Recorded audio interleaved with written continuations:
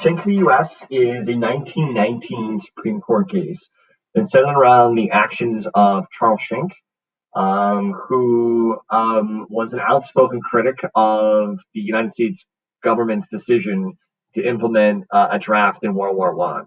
He saw this as equivalent to like slavery, being forced to do something against your will, and he began to organize sort of like protests against the draft, distributing pamphlets and leaflets and um, encouraging people to peacefully resist the draft, but not to support the draft or report like when drafted.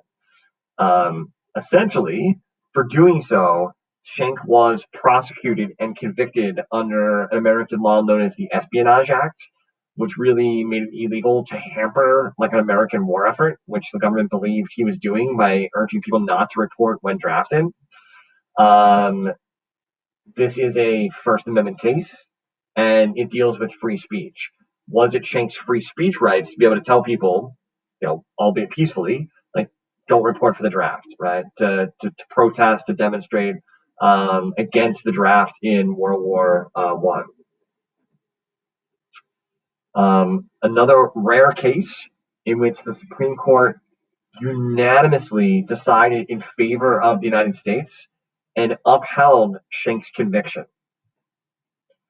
Essentially, this is a landmark ruling because the question was answered like yes, Schenck's conviction was constitutional.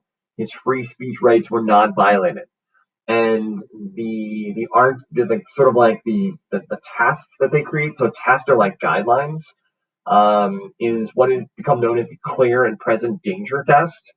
And the Supreme Court was adamant that if somebody's speech creates a clear and present danger, that it's not protected free speech.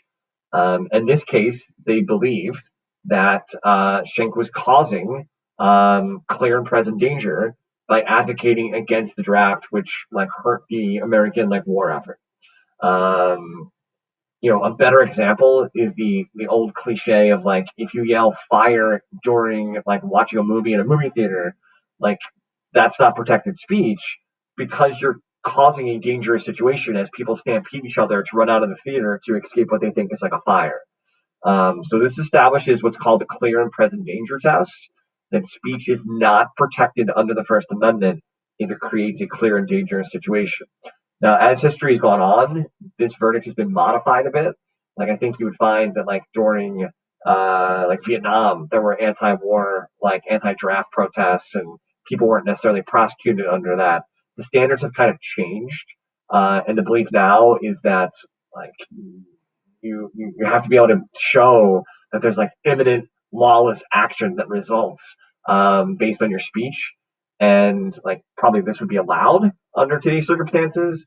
But back in 1919, it was the clear and present danger test that was established from the Schenck versus U.S. case.